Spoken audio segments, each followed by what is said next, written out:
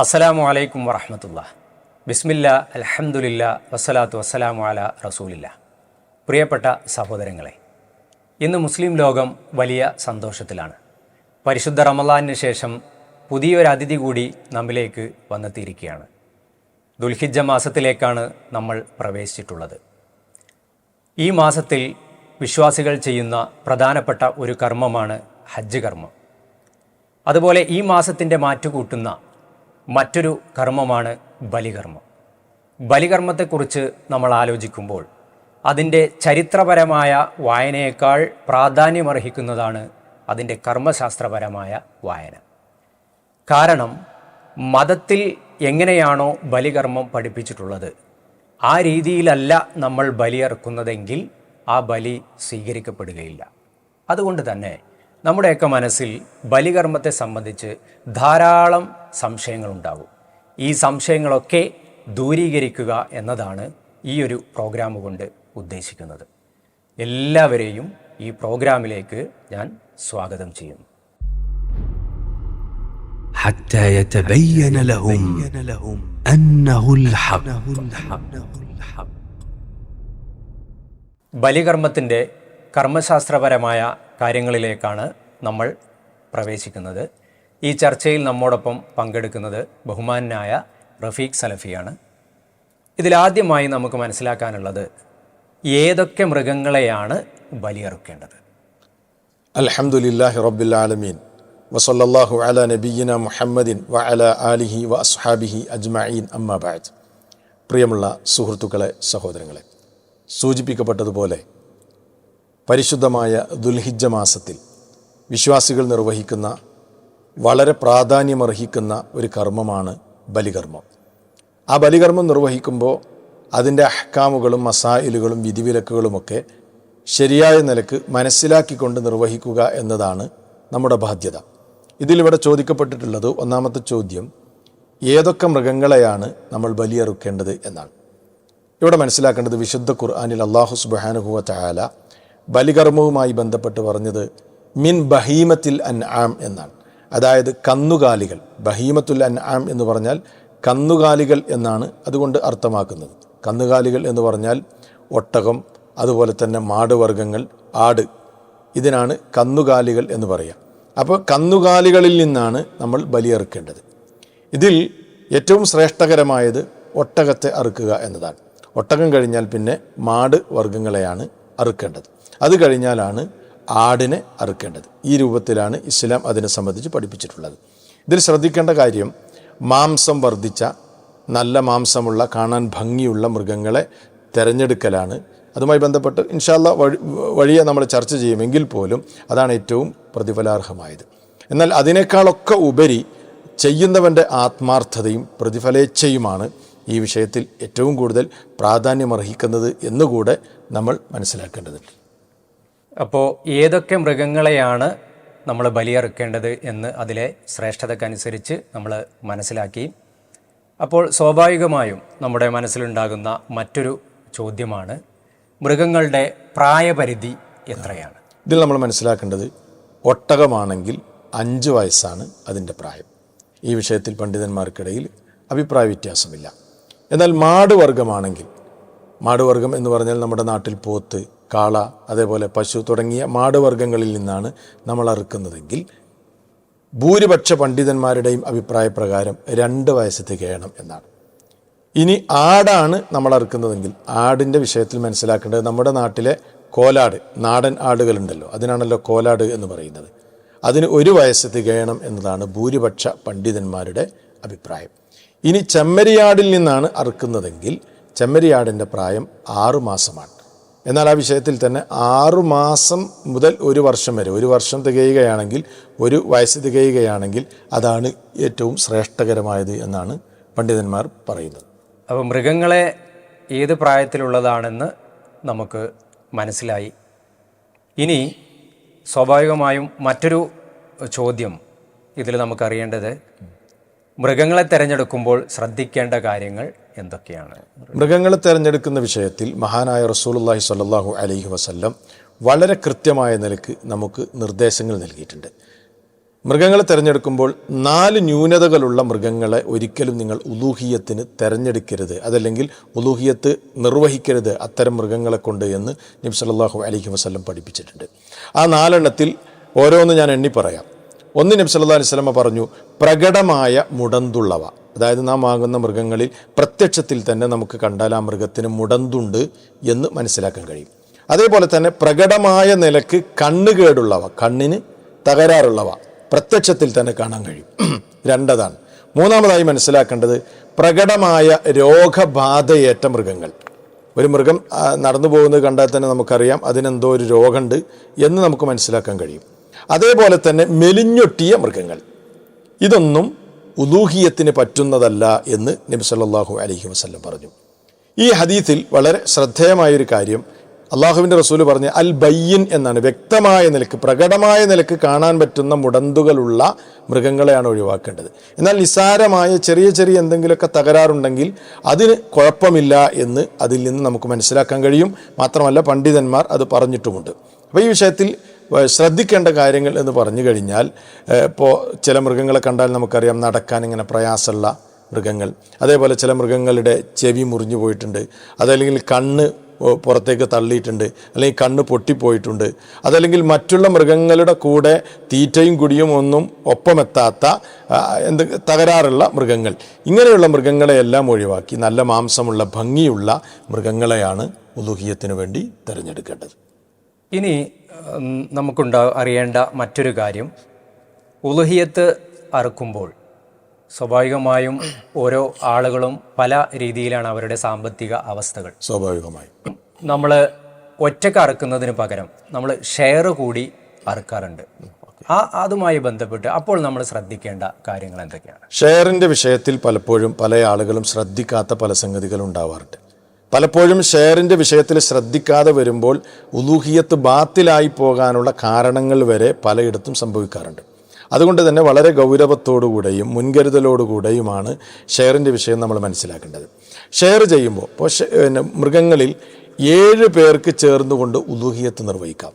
എന്തിനാണ് അള്ളാഹുവിൻ്റെ മതം അങ്ങനെ ഒരു ഓപ്ഷൻ, അതല്ലെങ്കിൽ അങ്ങനെയുള്ള ഒരു സംവിധാനം നമുക്ക് പഠിപ്പിച്ചു തന്നിട്ടുള്ളത്, അല്ലെങ്കിൽ നിയമമാക്കിയിട്ടുള്ളത്?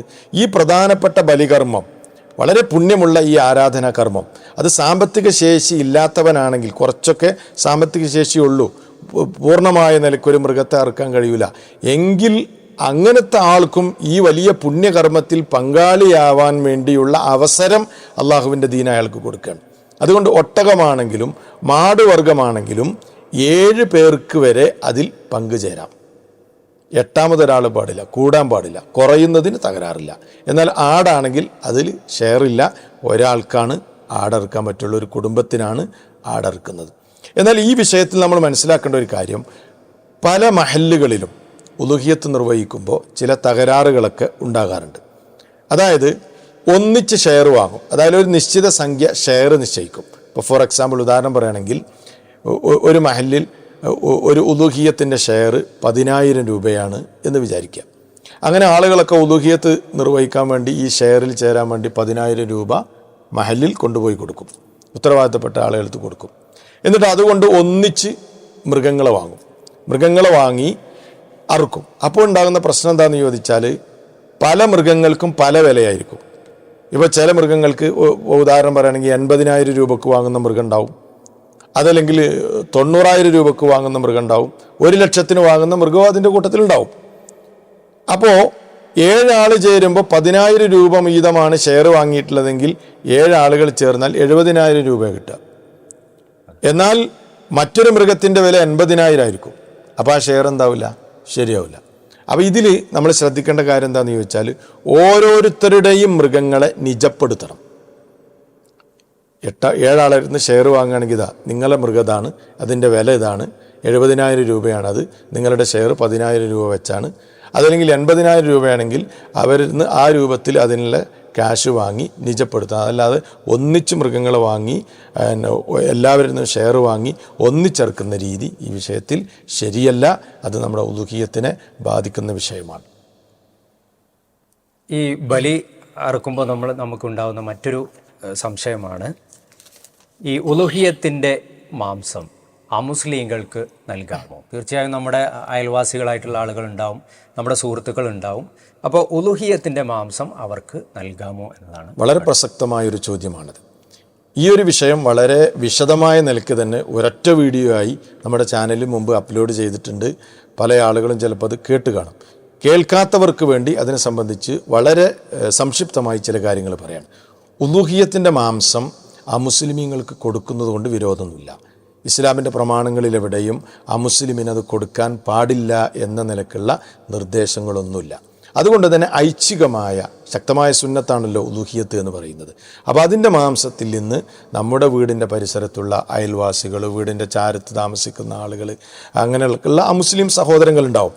അവർക്ക് അതിൽ നിന്ന് കൊടുക്കുന്നത് പുണ്യകർമ്മമാണ്, യാതൊരു കുഴപ്പവും അതിനില്ല. മാത്രമല്ല അത് മാനുഷിക ബന്ധം കൂടുതൽ ഊട്ടിയുറപ്പിക്കാൻ സഹായകമാകുന്ന ഒരു സംഗതിയാണ്. അതുകൊണ്ട് തന്നെ ആ ഒരു വിഷയം നമ്മുടെ സാഹചര്യവും സന്ദർഭവും ഒക്കെ അനുസരിച്ച് ഓരോരുത്തരും ആ വിഷയം കൈകാര്യം ചെയ്യുകയാണ് ചെയ്യേണ്ടത്.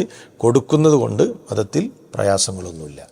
ഇനി നമുക്കറിയേണ്ട കാര്യം, ഇത് വിതരണം ചെയ്യുന്നത് എങ്ങനെയാണ്? ഇത് വളരെ പ്രസക്തമാണ്. നമ്മൾ മനസ്സിലാക്കേണ്ട ഒരു സംഗതി എന്താണെന്ന് ചോദിച്ചാൽ, എങ്ങനെയാണ് ഉദൂഹിയത്തിൻ്റെ മാംസം വിഹിതിക്കേണ്ടത് എന്ന വിഷയത്തിൽ കൃത്യമായൊരു നിർദ്ദേശം ഇസ്ലാമിക പ്രമാണങ്ങളിൽ എവിടെയില്ല. നബി സല്ലല്ലാഹു അലൈഹി വസല്ലമും അത് പഠിപ്പിച്ചിട്ടില്ല. എന്നാൽ വിശുദ്ധ ഖുർആൻ ഈ വിഷയത്തിൽ പറയുന്ന ചില സംഗതികൾ നമ്മൾ ആദ്യം മനസ്സിലാക്കണം. അള്ളാഹു പറയുന്നത് സൂറത്തുൽ ഹജ്ജിൽ പറയുന്നത് ഫകുലൂ മിൻഹ, നിങ്ങൾ ഉദൂഹിയത്തിൻ്റെ മാംസത്തിൽ നിന്ന് ഭക്ഷിക്കുക. വഅത്ഇമുൽ ബാഇസൽ ഫഖീർ, പരവശരായ സാധുക്കളായ ആളുകൾക്കും നിങ്ങൾ അതിൽ നിന്ന് എന്ത് ചെയ്യുക? മാംസം കൊടുത്ത് അവരെ ഭക്ഷിപ്പിക്കുക എന്നാണ് അള്ളാഹു സുബ്ഹാനഹു വ തആല പറയുന്നത്. അതുകൊണ്ട് തന്നെ മുൻഗാമികൾ ചെയ്തിരുന്ന രീതി എന്താണെന്ന് ചോദിച്ചാൽ, ഉലൂഹിയത്ത് അവർ നിർവഹിച്ചു കഴിഞ്ഞാൽ ആ മാംസം 3ആയി അവർ വിഹിതിക്കും. എന്നിട്ട് അവർക്ക് ഭക്ഷിക്കാൻ അതിൽ നിന്നൊരു വിഹിതം അവർ മാറ്റിവെക്കും. ബാക്കിയുള്ള 2 വിഹിതം ഉണ്ടാവും. അത് ഒരു വിഹിതം സാധുക്കളായ ആളുകളുണ്ടാവുമല്ലോ പരിസരത്ത്, ആ സാധുക്കൾക്ക് അവർ ദാനം ചെയ്യും.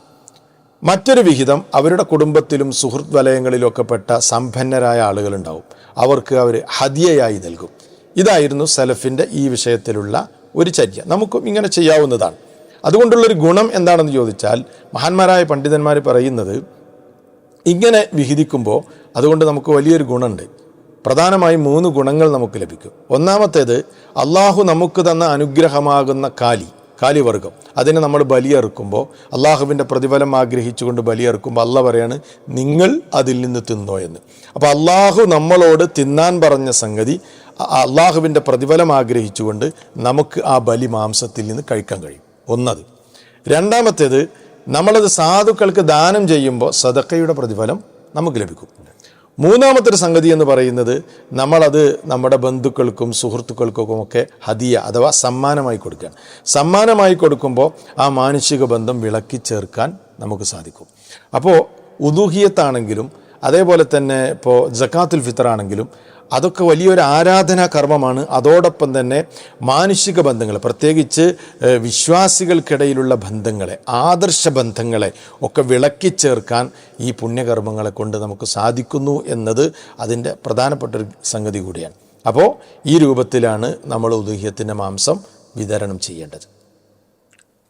ഇപ്പോൾ നമ്മൾ ബലിയിറക്കുന്നത് വളരെ നല്ല ഒരു മനസ്സോടു കൂടിയാണ്, നിയ്യത്തോടു കൂടിയാണ്. അള്ളാഹു ഇത് സ്വീകരിക്കണം എന്നുള്ള ഒരു നിയ്യത്തോടു കൂടിയാണ്. ഇനി അതുകൊണ്ട് ഇതുമായി ബന്ധപ്പെട്ട് നമുക്ക് മനസ്സിലാക്കേണ്ട അടുത്ത കാര്യം, അറുക്കുന്നയാൾ എന്തൊക്കെ കാര്യങ്ങളാണ് ശ്രദ്ധിക്കേണ്ടത്? അതായത് ഉലൂഹിയത്ത് നിർവഹിക്കുന്ന ആൾ, അതായത് ഉലൂഹിയത്ത് നിയ്യത്താക്കിയ ആൾ എന്താണ് ചെയ്യേണ്ടത്? ഉലൂഹിയത്ത് നിയ്യത്താക്കിയ ഒരു വ്യക്തിയെ സംബന്ധിച്ചിടത്തോളം അയാൾ ശ്രദ്ധിക്കേണ്ട ഒരു കാര്യം, ധാരാളം ആളുകൾ ശ്രദ്ധ കാണിക്കാത്ത ഒരു വിഷയമാണ്. ദുൽഹിജ്ജ മാസം പിറന്നാൽ, അതായത് ദുൽഹിജ്ജ 1 ആയിക്കഴിഞ്ഞാൽ, ദുൽഹിജ്ജയിലേക്ക് പ്രവേശിച്ചു കഴിഞ്ഞാൽ അയാളുടെ നഖമോ മുടിയോ അയാൾ എന്ത് ചെയ്യാൻ പാടില്ല? നീക്കം ചെയ്യാൻ പാടില്ല. മഹാനായ നബി സല്ലല്ലാഹു അലൈഹി വസല്ലം പറഞ്ഞു, ഇദാ റഅയ്തും ഹിലാല ദുൽഹിജ്ജ, ദുൽഹിജ്ജ മാസത്തിൻ്റെ ദുൽഹിജ്ജ നിങ്ങൾക്ക് ദർശിക്കുകയാണ്, ദുൽഹിജ്ജ ദർശിച്ചാൽ, ദുൽഹിജ്ജ മാസത്തിലേക്ക് നിങ്ങൾ പ്രവേശിച്ചു കഴിഞ്ഞാൽ, വ അറാദ അഹദുക്കും അൻ യുളഹിയ, നിങ്ങളിൽ ഒരാൾ ഉദൂഹിയത്ത് നിർവഹിക്കാൻ അവൻ ഉദ്ദേശിക്കുകയും ചെയ്തിട്ടുണ്ട്, ഉദൂഹിയത്ത് നിർവഹിക്കണം, ബലികർമ്മം ഉദ്ദേശിച്ചിട്ടുമുണ്ട്, എങ്കിൽ അവൻ ചെയ്യേണ്ടത് എന്താണ്? ഫൽ യുംസിക് അൻ ഷഅരിഹി വ അളുഫാരിഹി, അവൻ്റെ നഖങ്ങളെയും അതേപോലെ മുടിയെയും അവൻ്റെ തൊലിയിൽ നിന്ന് ഒക്കെ അവൻ പിടിച്ചു വെക്കണം. അതൊന്ന് നീക്കം ചെയ്യാൻ പിന്നെ അയാൾക്ക് എന്ത് ചെയ്യാൻ പാടില്ല? അപ്പം ദുൽഖഅദയിൽ പറ്റും, പക്ഷേ ദുൽഹിജ്ജയിലേക്ക് പ്രവേശിച്ചു കഴിഞ്ഞാൽ പിന്നെ ഉലൂഹിയത്ത് നിർവഹിക്കുന്ന ആളത് ചെയ്യാൻ പാടില്ല. ഇപ്പോൾ ഉദാഹരണം പറയുകയാണെങ്കിൽ, ഒരു കുടുംബത്തിൽ ആ കുടുംബത്തിലെ ഗൃഹനാഥൻ ബലിയറുക്കാൻ ഉദ്ദേശിച്ചിട്ടുണ്ട്. അപ്പോൾ ആ ബലിയറുക്കാൻ ഉദ്ദേശിച്ച ഗൃഹനാഥൻ മാത്രമാണ് ഈ മുടിയും നഖമൊക്കെ പിടിച്ചു വെക്കേണ്ടത്. അതല്ലാതെ ആ കുടുംബത്തിലെ മുഴുവൻ മെമ്പർമാർക്കും അത് ബാധകമല്ല. അതേപോലെ തന്നെ പിന്നെ ഒരു ഓഹരി കൂടുന്ന ഒരാളാണെങ്കിൽ ആ ഓഹരി ആരാണോ കൂടുന്നത് അയാൾക്കാണത് ബാധകം, കുടുംബത്തിലെ ബാക്കിയുള്ള ആളുകൾക്ക് അത് ബാധകമല്ല. ഇനി ഒരാൾ മനഃപൂർവ്വം ദുൽഹിജ്ജ മാസം പിറന്നു കഴിഞ്ഞാൽ, അങ്ങനെയും പല ആളുകളും ചോദിക്കാറുണ്ട്, ദുൽഹിജ്ജ പിറന്നു, ഉദുഹിയത്ത് നിർവഹിക്കുന്നുണ്ട്, പക്ഷേ മനഃപൂർവ്വം അയാൾ എന്ത് ചെയ്തു, നഖവും മുടിയൊക്കെ നീക്കം ചെയ്തു, അപ്പോൾ അയാൾ ഉദുഹിയത്ത് സ്വീകരിക്കുമല്ലേ എന്ന് ചോദിക്കാറുണ്ട്. അത്തരക്കാരോട് പറയാനുള്ളത്, അങ്ങനെ ചെയ്തു കഴിഞ്ഞാൽ അയാളൊരു കുറ്റം ചെയ്ത അല്ലെങ്കിൽ ഒരു പാപം ചെയ്ത കുറ്റം അയാൾക്ക് കിട്ടും. അള്ളാഹുവിൻ്റെ കൽപ്പന ലംഘിച്ച കുറ്റം, അയാൾ പാപിയായിത്തീരും ആ വിഷയത്തിൽ. എന്നാൽ അയാൾ നിർവഹിക്കുന്ന ഉലൂഹിയത്തിനെ അത് ബാധിക്കുന്നില്ല, അത് അള്ളാഹു സ്വീകരിക്കും എന്നതാണ് ആ വിഷയവുമായി ബന്ധപ്പെട്ട് സൂചിപ്പിക്കാറുള്ളത്. അടുത്ത ഒരു കാര്യം, മരണപ്പെട്ടവർക്ക് വേണ്ടി ഉലുഹിയത്ത് അറുക്കാമോ? മരണപ്പെട്ടവർക്ക് വേണ്ടി ഉലൂഹിയത്ത് അറുക്കാമോ എന്ന് ചോദിച്ചാൽ ആ വിഷയത്തിൽ നമ്മൾ മനസ്സിലാക്കേണ്ടത്, ഉലൂഹിയത്ത് അഥവാ ബലികർമ്മം അത് ജീവിച്ചിരിക്കുന്നവർക്ക് വേണ്ടി നിയമമാക്കിയൊരു സംഗതിയാണ്. എന്നാൽ ഇവിടെ നമ്മൾ മനസ്സിലാക്കേണ്ട ഒരു സംഗതി, നമ്മുടെ കുടുംബത്തിൽ നിന്ന് ഒരാൾ മരിച്ചുപോയി, ഉദാഹരണം നമ്മുടെ വാപ്പയോ അല്ലെങ്കിൽ ഉമ്മയോ ബന്ധപ്പെട്ട ഒരാളോ മരിച്ചു. മരിക്കുന്ന സമയത്ത് അയാൾ വസിയത്ത് പറഞ്ഞിട്ടുണ്ട് അല്ലെങ്കിൽ വസിയത്തുണ്ട്. എന്ത്? ഞാൻ മരണപ്പെട്ട് കഴിഞ്ഞാൽ ദുൽഹിജ്ജ മാസം വരുമ്പോൾ എൻ്റെ സമ്പത്തിൽ നിന്ന് എടുത്തിട്ട് ഒരു ഉരുവിനെ വാങ്ങി എനിക്ക് വേണ്ടി നിങ്ങൾ ബലിയെറുക്കണമെന്ന് മക്കളോടോ മറ്റോ അയാൾ വസിയത്ത് ചെയ്തിട്ടുണ്ടെങ്കിൽ മക്കളത് നിർബന്ധമായിട്ട് എന്ത് ചെയ്യണം? ആ വസിയത്ത് നിർവഹിക്കുക തന്നെ വേണം. അത് നിർബന്ധമാണ്. അതല്ലാതെ മരണപ്പെട്ട ആൾക്ക് വേണ്ടി ഒരു ഉരുവിനെ വാങ്ങിയിട്ട് ഇതെൻ്റെ മരിച്ച വാപ്പാക്ക് വേണ്ടിയിട്ടുള്ള ഉലൂഹിയത്താണ് എന്ന നിലക്കുള്ള ഒരു ഉലൂഹിയത്ത് ഇസ്ലാം പഠിപ്പിച്ചിട്ടില്ല. മഹാനായ നബി സല്ലല്ലാഹു അലൈഹി വസല്ലമ ഉലൂഹിയത്ത് നിർവഹിച്ചിട്ടുണ്ട്. പക്ഷേ നബി സല്ലല്ലാഹു അലൈഹി വസല്ലമ അവിടുത്തെ കുടുംബത്തിൽ നിന്ന് മരണപ്പെട്ട ഒരാളുടെ പേരിലും ഒരു ഉരുവിനെ വാങ്ങി പ്രത്യേകമായി ഉലൂഹിയത്ത് എന്ത് ചെയ്തിട്ടില്ല? നിർവഹിച്ചിട്ടില്ല. എന്നാൽ ഈ വിഷയം ചർച്ച ചെയ്തുകൊണ്ട് മഹാന്മാരായ ഉലമാക്കൾ പറയുന്നത്, ഒരു ഗൃഹനാഥൻ ഒരു ആടിനെയോ ഒരു മൃഗത്തെയോ ഉലൂഹിയത്ത് അറുക്കാൻ വേണ്ടി തീരുമാനിച്ചിട്ടുണ്ട്. അപ്പോൾ അയാൾക്ക് എന്ത് ചെയ്യാം? എൻ്റെ കുടുംബത്തിലെ ജീവിച്ചിരിക്കുന്നവർക്കും മരണപ്പെട്ടവർക്കും ഇതിൻ്റെ പ്രതിഫലം ലഭിക്കട്ടെ എന്ന നിലക്ക് അയാൾക്ക് നിയത്താക്കാം. അതിന് വിരോധമില്ല. എന്നാൽ മരിച്ച വ്യക്തിക്ക് വേണ്ടി പ്രത്യേകമായി ഒരു ഉരുവിനെ വാങ്ങി ഉദുഹിയത്ത് നിർവഹിക്കുന്നതിൽ മതത്തിൽ എന്തില്ല? തെളിവുകൾ നമുക്ക് കാണാൻ കഴിയില്ല. ഇപ്പം നമ്മൾ നേരത്തെ പറഞ്ഞു ഷെയർ കൂടിയിട്ട് നമ്മൾ ബലികർമ്മം നിർവഹിക്കാം എന്ന്. അപ്പോൾ തീർച്ചയായും ആളുകൾക്കുണ്ടാവുന്ന ഒരു സംശയമാണ്, കടം വാങ്ങി ബലിയെറുക്കാമോ? സാമ്പത്തിക ശേഷി ഇല്ലാത്ത ഒരാൾക്ക് എന്നാൽ ആഗ്രഹമുണ്ട്, അതിയായ ആഗ്രഹമുണ്ട് ബലികർമ്മം നിർവഹിക്കണമെന്ന്. അപ്പോൾ അയാൾക്ക് കടം വാങ്ങി ഇത് നിർവഹിക്കാമോ എന്നതാണ് പ്രസക്തമായ ചോദ്യമാണ്. ഈ വിഷയത്തിൽ മനസ്സിലാക്കേണ്ട സംഗതി, ചിലപ്പോൾ ദുൽഹിജ്ജ മാസം വരുമ്പോൾ നമ്മളെടുത്ത് ഉരുവിനെ വാങ്ങാനുള്ള ക്യാഷ് ഉണ്ടായിക്കൊള്ളണമെന്നില്ല. എന്നാൽ അയാളെ സംബന്ധിച്ചിടത്തോളം അയാൾക്ക് മറ്റു സന്ദർഭങ്ങളിൽ ക്യാഷ് കിട്ടാനും സാധ്യതയുണ്ട്. അങ്ങനെയാണെങ്കിൽ അയാൾക്കത് വീട്ടാൻ കഴിയുമെങ്കിൽ കടം വാങ്ങി ഈ പുണ്യകർമ്മത്തിൽ പങ്കാളിയാകുന്നതിന് മതം തടസ്സമല്ല. യാതൊരു പ്രയാസവും ആ വിഷയത്തിലില്ല. ഇപ്പോൾ എൻ്റെ വീട്ടിൽ എൻ്റെ പിതാവ് ബലിയെറുക്കുന്നുണ്ട്, അത് എനിക്കും എൻ്റെ ഭാര്യയ്ക്കും എൻ്റെ കുട്ടികൾക്കും അത് മതിയാകുമോ? അവിടെ നമ്മൾ മനസ്സിലാക്കേണ്ടത്, ഇപ്പോൾ നിങ്ങളുടെ പിതാവ് താമസിക്കുന്ന വീട്ടിലാണ് നിങ്ങൾ താമസിക്കുന്നത്, നിങ്ങളുടെ ഭാര്യയും മക്കളൊക്കെ അവിടെയാണ് താമസിക്കുന്നത്, ഒരു വീടാണ്, അവിടെയുള്ള ചിലവും കാര്യങ്ങളൊക്കെ ഒന്നിച്ചാണ് പോകുന്നതെങ്കിൽ ആ വീട്ടിലെ ഗൃഹനാഥൻ എന്ന നിലയ്ക്ക് അയാൾ ബലിയെറുത്താൽ അത് നിങ്ങൾക്കും കൂടെ ബാധകമാണ്, മതിയാകുന്നതാണ്. എന്നാൽ നിങ്ങൾ മറ്റൊരു വീട്ടിൽ സ്വതന്ത്രമായിട്ടാണ് താമസിക്കുന്നതെങ്കിൽ നിങ്ങൾക്കത് മതിയാവില്ല. നിങ്ങൾ എന്ത് ചെയ്യണം? ആ കർമ്മം നിർവഹിക്കണമെങ്കിൽ നിങ്ങൾ സ്വന്തമായി തന്നെ അത് നിർവഹിക്കേണ്ടതുണ്ട്.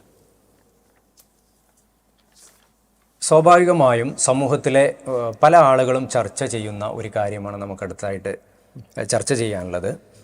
ഈ ബലി അറുക്കുന്നതിന് പകരം ആ ക്യാഷ് നമുക്ക് പാവപ്പെട്ട ആളുകൾക്ക് നൽകാമോ? പ്രത്യേകിച്ച് ഇപ്പോൾ ഈ ജൂൺ മാസമാണ്, ഒരുപാട് ആളുകൾ കുട്ടികളെ സ്കൂളിൽ ചേർക്കാനും അങ്ങനെ പാവപ്പെട്ട ഒരുപാട് ആളുകളുണ്ട് സമൂഹത്തിൽ. നിങ്ങൾ ഈ ബലി അറുക്കുന്ന കാശ് അവർക്ക് ദാനം ചെയ്തുകൂടെ എന്ന് പലരും ചോദിക്കും. പ്രസക്തമാണ് ചോദ്യം. ഇവിടെ നമ്മൾ മനസ്സിലാക്കേണ്ടത്, ബലികർമ്മം എന്ന് പറയുന്നത് ഇസ്ലാം നിശ്ചയിച്ച ഒരു ആരാധനാ കർമ്മമാണ്.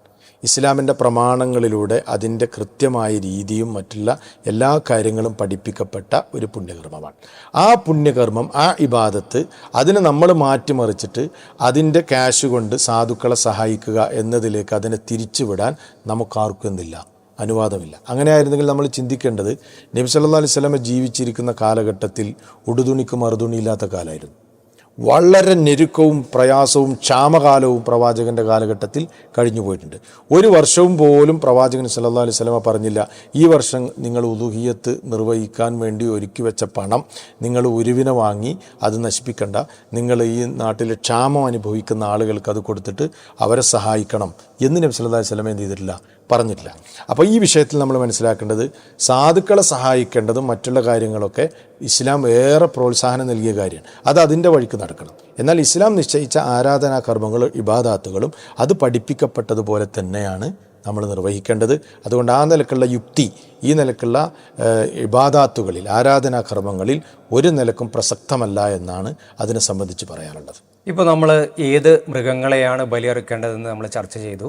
അതുപോലെ മൃഗങ്ങളുടെ പ്രായപരിധി നമ്മൾ പറഞ്ഞു. ആ കൂട്ടത്തിൽ പെട്ട ഒരു ചോദ്യമാണ്, ഏത് ഉരുവാണ് ശ്രേഷ്ഠമായത്? ഏത് ഇനം, അതായത് ആട്, മാട്, ഒട്ടകം, ഇതിലേതാണ് ശ്രേഷ്ഠമായത് എന്ന് ഇത് നമ്മൾ മനസ്സിലാക്കേണ്ടത്. ഇപ്പോൾ കന്നുകാലികളിൽ നിന്നാണല്ലോ ഇപ്പോൾ നമ്മൾ അറുക്കേണ്ടത്. അപ്പോൾ കന്നുകാലികളിൽ നിന്ന് നമ്മൾ അറുക്കുമ്പോൾ പൂർണ്ണമായ നിലക്ക് ഒരാൾ ഒരു ഉലുഹിയത്ത് നിർവഹിക്കുകയാണ്. ഒരു ഉരുവിനെ ഒരാൾ സ്വന്തമായി, ഇപ്പോൾ ഫോർ എക്സാമ്പിൾ ഒട്ടകം, അതല്ലെങ്കിൽ മാടുവർഗത്തിൽ നിന്നൊന്ന് എന്ന നിലക്ക് ഒരു ഉരുവിനെ പൂർണ്ണമായ നിലക്ക് ഒരാൾ ബലിയർക്കുകയാണെങ്കിൽ ഒട്ടകത്തെയാണ് ഒന്നാമതായി അയാൾ ചൂസ് ചെയ്യേണ്ടത്. ഏറ്റവും ശ്രേഷ്ഠകരമായത് ഒട്ടകമാണ്. ഇനി ഒട്ടകം നമ്മുടെ നാടിനെ സംബന്ധിച്ചിടത്തോളം അത് ലഭ്യമല്ല, നമ്മുടെ സാഹചര്യം എങ്ങനെയാണ്. പിന്നെ നമ്മൾ ചൂസ് ചെയ്യേണ്ടത് പൂർണ്ണമായ നിലക്ക് അറുക്കുകയാണെങ്കിൽ മാടുവർഗത്തിൽ നിന്ന് ഒരു കാളയെയോ പോത്തിനെയോ ഒക്കെ നമുക്ക് എന്ത് ചെയ്യാം, ചൂസ് ചെയ്യാം. പിന്നെ നമ്മൾ തിരഞ്ഞെടുക്കേണ്ട ആടിനെയാണ്. അതിനും കഴിയാത്ത ആളുകൾക്കാണ് ഇസ്ലാം എന്ത് ചെയ്തിട്ടുള്ളത്, ഒരു ഉരുവിൽ 7 ആൾക്ക് പങ്ക് ചേർന്നുകൊണ്ട് ഷെയറായിക്കൊണ്ട് എന്ത് ചെയ്യുക, എന്നിട്ടെങ്കിലും ഈ പുണ്യകർമ്മത്തിൽ എന്ത് ചെയ്യട്ടെ, പങ്കാളിയാവാനുള്ള ചാൻസ് കൊടുക്കുന്നത്. അപ്പോൾ ആടും നിർവഹിക്കാൻ കഴിയാത്ത ഒരാളെ സംബന്ധിച്ചിടത്തോളമാണ് ഷെയർ കൂടാനുള്ള അനുവാദം. അപ്പോൾ അതിൻ്റെ അർത്ഥം ഒരാൾക്ക് ഷെയർ കൂടാൻ പറ്റില്ല എന്നല്ല, ശ്രേഷ്ഠകരമായ സംഗതിയാണ് നമ്മൾ ചർച്ച ചെയ്യുന്നത്. അപ്പോൾ ഷെയറിനേക്കാൾ ശ്രേഷ്ഠകരം ഒരാടിനെ അറുക്കലാണ്. ആടിനെ അറുത്ത് കഴിഞ്ഞാൽ അയാൾക്കും ആ കുടുംബത്തിനും ആടിനറുത്തത് അയാളുടെ കുടുംബത്തിനും കൂടെ അത് ബാധകമാണ്. അവരും കൂടെ ആ കർമ്മത്തിൽ പങ്കാളികളാണ്. ഇവിടെ അറുക്കുന്ന കാര്യം നമ്മൾ പറഞ്ഞപ്പോൾ അതിലേറ്റവും പ്രധാനപ്പെട്ട ഒരു കാര്യമാണ് അറുക്കുമ്പോൾ അറുക്കുന്നയാൾ, അറവ് നിർവഹിക്കുന്നയാൾ പ്രത്യേകിച്ച് പിന്നെ എന്തെങ്കിലും ചൊല്ലേണ്ടതുണ്ടോ? ഉണ്ട്. അറവ് നിർവഹിക്കുന്ന വ്യക്തി അറുക്കുന്ന സമയത്ത് ദിക്ർ വേണം. ആ ദിക്ർ നബി സല്ലല്ലാഹു അലൈഹി വസല്ലം പഠിപ്പിച്ചിട്ടുണ്ട്. അറുക്കുന്ന സമയത്ത് പറയേണ്ടത് ബിസ്മില്ലാഹി അല്ലാഹു അക്ബർ, അല്ലാഹുമ്മ ഹാദാ മിൻക വലക് എന്നാണ് പറയേണ്ടത്. ബിസ്മില്ലാഹി അല്ലാഹു അക്ബർ, അള്ളാഹുവിൻ്റെ നാമത്തിൽ, അള്ളാഹുവാണ് ഏറ്റവും വലിയവൻ. എന്നിട്ട് പറയേണ്ടത് അല്ലാഹുമ്മ ഹാദാ മിൻക്, ഈ ഉരുവ് നിന്നിൽ നിന്നുള്ളതാണ്, നീയാണ് ഈ കാലിവർഗത്തെ ഞങ്ങൾക്ക് തന്നത്, അതുകൊണ്ട് ഇതിനെ വലക്, നിനക്ക് വേണ്ടി ഞാനിതാ സമർപ്പിക്കുന്നു എന്ന ആശയമാണ് നമ്മൾ പറയേണ്ടത്. ഇത് വ്യത്യസ്തമായ രൂപത്തിൽ ഇതിൻ്റെ റിവായത്തുകൾ കാണാം. ഇങ്ങനെയുള്ള ദിക്റുകളാണ് നമ്മൾ ഈ സന്ദർഭത്തിൽ പറയേണ്ടത്. ഇനി നമുക്ക് നോക്കാനുള്ളത്, ബലികർമ്മം സ്ത്രീകൾക്ക് നിർവഹിക്കാമോ? ഇബാദത്താണ്. ബലികർമ്മം ഒരു ആരാധനാ കർമ്മമാണല്ലോ. അതിൽ സ്ത്രീയും പുരുഷനൊക്കെ ഒരേപോലെയാണ്. അതുകൊണ്ട് പുരുഷൻ അറുക്കുന്നത് പോലെ തന്നെ സ്ത്രീക്കും വേണമെങ്കിൽ ഒരു ഉരുവിനെ അറുക്കുന്നത് കൊണ്ട് യാതൊരു വിരോധമില്ല. അതുകൊണ്ട് തന്നെ സ്ത്രീക്ക് ബലി നിർവഹിക്കുന്നത് കൊണ്ട് യാതൊരു തടസ്സമില്ല. ഇപ്പോൾ ആളുകൾക്കിടയിലൊക്കെ ഉള്ള ഒരു ധാരണയാണ് ബലിമാംസം സൂക്ഷിച്ചു വെക്കാൻ പറ്റുമോ എന്നുള്ളൊരു ചോദ്യം. ആളുകൾ ചോദിക്കുന്നൊരു ചോദ്യമാണ്. ആ ചോദിക്കാനുള്ളൊരു കാരണം, ഒരു ഹദീസിൽ 3-ലധികം ദിവസം സൂക്ഷിക്കാൻ പാടില്ല എന്ന് വന്നിട്ടുണ്ട്. ആ ഹദീസിൻ്റെ അടിസ്ഥാനത്തിലാണ് സ്വാഭാവികമായും പല ആളുകൾക്കുണ്ടാകുന്ന ഒരു സംശയമാണിത്. ബലിമാംസം അത് സൂക്ഷിച്ചു വെക്കാൻ പറ്റുമോ? സൂക്ഷിച്ചു വെക്കാൻ പറ്റുകയാണെങ്കിൽ തന്നെ അത് 3 ദിവസത്തിലധികം പാടുണ്ടോ എന്നൊക്കെ. ഇവിടെ നമ്മൾ മനസ്സിലാക്കേണ്ടത് 3 ദിവസത്തിലധികം ബലിമാംസം സൂക്ഷിച്ചു വെക്കാൻ പാടില്ല എന്ന് പറയുന്ന ഹദീസ്, ആ ഹദീസിന് ഒരു പ്രത്യേകമായ സാഹചര്യമുണ്ട്. അതേതാണ്? നബി സല്ലല്ലാഹു അലൈഹി വസല്ലമയുടെ കാലഘട്ടത്തിൽ വ്യാപകമായ നിലയ്ക്ക് ക്ഷാമം നേരിട്ടു. ക്ഷാമം നേരിട്ട സമയത്ത് ജനങ്ങൾക്കൊക്കെ ഭക്ഷണത്തിന് ആവശ്യമുള്ള കാലമാണ്. അപ്പോൾ ആ സമയത്ത് ബലിയറുത്തിട്ട് അതിൻ്റെ മാംസം ഓരോരുത്തരും കൊണ്ടുപോയി സൂക്ഷിച്ചു വെച്ചാൽ ജനങ്ങൾക്ക് ഭക്ഷണം കിട്ടില്ല. അപ്പോൾ എല്ലാവർക്കും ഭക്ഷണം ലഭിക്കട്ടെ എന്ന നിലക്ക് അങ്ങനെ സൂക്ഷിച്ചു വെച്ചവർക്ക് അവരുടെ മാംസം ഇറക്കി സാധുക്കൾക്ക് എന്ത് ചെയ്യട്ടെ, ഭക്ഷിക്കാൻ നൽകട്ടെ എന്ന നിലക്കാണ് നബി സല്ലല്ലാഹു അലൈഹി വസല്ലം അത് പറഞ്ഞത്. എന്നാൽ ആ ക്ഷാമകാലം കഴിഞ്ഞപ്പോൾ അള്ളാഹുവിൻ്റെ പ്രവാചകൻ ഇങ്ങനെയും പറഞ്ഞു, ഫദ്ദഖിറു മാ ശിഅ്തും, നിങ്ങൾ ഉദ്ദേശിക്കുന്നത് ബലിമാംസത്തിൽ നിന്ന് നിങ്ങൾ സൂക്ഷിച്ചു വെച്ചോ. വകുലു മാ ശിഅ്തും, നിങ്ങൾ ഉദ്ദേശിക്കുന്നത് ബലിമാംസത്തിൽ നിന്ന് നിങ്ങൾക്ക് ഭക്ഷിക്കാം, സൂക്ഷിച്ചു വെക്കാം. അതിനൊന്നും യാതൊരു വിരോധമോ തടസ്സമോ ഇല്ല. പക്ഷേ ഈ പറയപ്പെടുന്ന ഹദീസ് പ്രത്യേകമായ ഒരു സാഹചര്യത്തിലുള്ളതാണ്. ഇനി നമുക്ക് നോക്കാനുള്ളത് വളരെ വ്യത്യസ്തമായൊരു ചോദ്യമാണ്. ബലിമാംസം വിൽക്കാമോ? അത് അള്ളാഹു സുബ്ഹാനഹു വ തആലക്ക് വേണ്ടി നൽകപ്പെട്ട സമർപ്പിക്കപ്പെട്ട മാംസമാണ്. അതുകൊണ്ടാണ് അത് വിൽക്കുന്നത് അനുവദിക്കപ്പെട്ടതല്ല എന്നതാണ് ആ വിഷയത്തിൽ മനസ്സിലാക്കേണ്ടത്. ഇനി നമുക്ക് ചർച്ച ചെയ്യാനുള്ളത് ബലികർമ്മവും അതുപോലെ തന്നെ നമ്മൾ കുഞ്ഞ് ജനിച്ചാൽ നിർവഹിക്കുന്ന അക്കീഖ, ഇത് രണ്ടും ഒരേ നിയത്തിൽ ഒരാൾക്ക് നിർവഹിക്കാമോ? ഇവിടെ നമ്മൾ മനസ്സിലാക്കേണ്ട ഒരു സംഗതി എന്താണെന്ന് ചോദിച്ചാൽ, ഈ വിഷയത്തിൽ പണ്ഡിത ലോകത്ത് രണ്ടഭിപ്രായങ്ങളാണുള്ളത്. രണ്ടും വളരെ പ്രബലമായ അഭിപ്രായങ്ങളാണെന്ന് പറയാം. രണ്ടു കൂട്ടർക്കും അവരുടേതായ ന്യായങ്ങളുണ്ട്. ഒരു വിഭാഗം പറയുന്നത്, നല്ലൊരു വിഭാഗം പണ്ഡിതന്മാർ പറയുന്നത് അഖീഖത്തും ഉലൂഹിയത്തും സംഗമിപ്പിക്കാൻ പറ്റില്ല എന്നുള്ളതാണ്. എന്താ കാരണം എന്ന് ചോദിച്ചു കഴിഞ്ഞാൽ, രണ്ടും രണ്ട് ലക്ഷ്യങ്ങൾക്ക് വേണ്ടി നിർവഹിക്കപ്പെടുന്ന ബലികർമ്മങ്ങളാണ്. അതുകൊണ്ട് അത് രണ്ടിനെയും ഒരുമിച്ച് കൂട്ടാൻ സാധ്യമല്ല, പാടില്ല, പറ്റില്ല എന്നഭിപ്രായപ്പെട്ട പണ്ഡിതന്മാരുണ്ട്. എന്നാൽ വേറെ ചില പണ്ഡിതന്മാർ, ഇപ്പോൾ പറയുകയാണെങ്കിൽ ഹനഫി മദ്ഹബൊക്കെ, അതേപോലെ ഇമാം അഹ്മദിൽ നിന്നുള്ള ഒരു റിപ്പോർട്ട് പ്രകാരവും അവരുടെ അഭിപ്രായ പ്രകാരം ബലികർമ്മവും അഖീഖത്തും സംഗമിപ്പിച്ച് ചെയ്യുന്നത് കൊണ്ട്, ഒരേ നീയത്തിൽ രണ്ടും പാടെ ചെയ്യുന്നത് കൊണ്ട് വിരോധമൊന്നുമില്ല. കാരണം രണ്ടുകൊണ്ടും ഉദ്ദേശിക്കുന്നത് ബലികർമ്മം നിർവഹിച്ച് അള്ളാഹുവിൻ്റെ തഖർറുബ് ആഗ്രഹിക്കുക എന്നതാണ്. രണ്ടുകൊണ്ടും ഏത് ബലിയാണെങ്കിലും ആ ബലി കൊണ്ട് ഉദ്ദേശിക്കുന്നത് എന്താണ്? അള്ളാഹുവിൻ്റെ സാമീപ്യം ലഭിക്കണമെന്നാണ്. അപ്പോൾ തത്വത്തിൽ ലക്ഷ്യം ഒന്നായതുകൊണ്ട് തന്നെ രണ്ടും ഒരേ നീയത്തിൽ ചെയ്യുന്നത് കൊണ്ട് വിരോധമില്ല എന്ന് അഭിപ്രായപ്പെട്ട പണ്ഡിതന്മാരുണ്ട്. അപ്പോൾ രണ്ട് പ്രബലമായ അഭിപ്രായങ്ങളുണ്ട്. ഇവിടെ നമ്മൾ മനസ്സിലാക്കേണ്ട ഒരു സംഗതി എന്താണെന്ന് ചോദിച്ചാൽ, സൂക്ഷ്മതയുടെ വശം, സാമ്പത്തിക ശേഷിയുള്ള ആളുകളെ സംബന്ധിച്ചിടത്തോളം രണ്ടും രണ്ടായി ചെയ്യുക എന്നതാണ് സൂക്ഷ്മത. ഇപ്പോൾ സാമ്പത്തിക ശേഷിയുള്ള ഒരാളെ സംബന്ധിച്ചോളം അഖീഖയുടെ സമയത്ത് അഖീഖ ഇറക്കണം. അഖീഖ എന്ന് പറഞ്ഞാൽ ആൺകുട്ടിയാണെങ്കിൽ രണ്ടാടും, പെൺകുട്ടിയാണെങ്കിൽ ഒരാടുമാണ് ഇറക്കേണ്ടത്. അതാണ് അഫ്ളൽ. ഇനി അയാൾക്ക് ഉദുഹിയത്ത് ഇറക്കാൻ കഴിയുമെങ്കിൽ അയാൾ ഉദുഹിയത്ത് നിർവഹിക്കുക. സാമ്പത്തിക ശേഷിയുള്ള ആളുകൾ ഈ അഭിപ്രായ ഭിന്നതക്ക് നിൽക്കേണ്ടതില്ലല്ലോ. രണ്ടും രണ്ടായി തന്നെ ചെയ്യാണ് സൂക്ഷ്മതയുടെ വശം എന്നാണ് ആ വിഷയത്തിൽ സൂചിപ്പിക്കാറുള്ളത്. ഇപ്പോൾ നമ്മൾ ബലിയിറക്കുമ്പോൾ സാധാരണ നമ്മൾ നിസ്കാരം കഴിഞ്ഞ് ഉള്ള ഒരു സമയത്താണ് അറക്കാറ്. അത് നമുക്ക് ഒരു ഉച്ചയ്ക്ക് ശേഷം അല്ലെങ്കിൽ ഒരു വൈകുന്നേരം, അങ്ങനെ ബലിയിറക്കുന്നതിന് ഒരു പ്രത്യേക സമയമുണ്ടോ എന്നതാണ്. ബലിയിറക്കുന്നതിന് പ്രത്യേകമായ സമയമുണ്ട്. ബലി എപ്പോഴാണ് നമ്മൾ നിർവഹിക്കുന്നത്? യൗമുൻ നഹർ എന്ന് പറഞ്ഞാൽ ബലിദിനം എന്നാണ്. ബലിദിനം എന്ന് പറഞ്ഞാൽ ദുൽഹിജ്ജ 10 ആണ്. ദുൽഹിജ്ജ 10-നാണ് നമ്മൾ ബലിയിറക്കേണ്ടത്. ഒരാൾ ഉലുഹിയത്ത് ദുൽഖഅദയിൽ കൊണ്ടുപോയി അറുത്താലോ, ദുൽഹിജ്ജ 9-ന് അറഫൻ്റെ അന്ന് കൊണ്ടുപോയി അറുത്താലോ, ദുൽഹിജ്ജ 8-ന് അറുത്താലോ അത് ബലികർമ്മമാവില്ല. ഇനി ദുൽഹിജ്ജയിൽ തന്നെ 10-ന് എപ്പോഴാണ് അറുക്കേണ്ടത്? നിസ്കാരത്തിന് മുമ്പല്ല, ഈദ് നമസ്കാരത്തിന് ശേഷമാണ് ബലിയിറക്കേണ്ടത്. ഈദ് നമസ്കാരത്തിന് ശേഷം ബലികർമ്മത്തിൻ്റെ സമയം ആരംഭിക്കുന്നു. അത് അവസാനിക്കുന്നത് അയ്യാമു തശ്രീഖ്, അതായത് ദുൽഹിജ്ജ 11, 12, 13 അസ്തമയത്തിന് മുമ്പാണ് എന്ത് ചെയ്യേണ്ടത്? അറുക്കേണ്ടത്. അപ്പോൾ 4 ദിവസങ്ങളിൽ ബലിയിറക്കാം.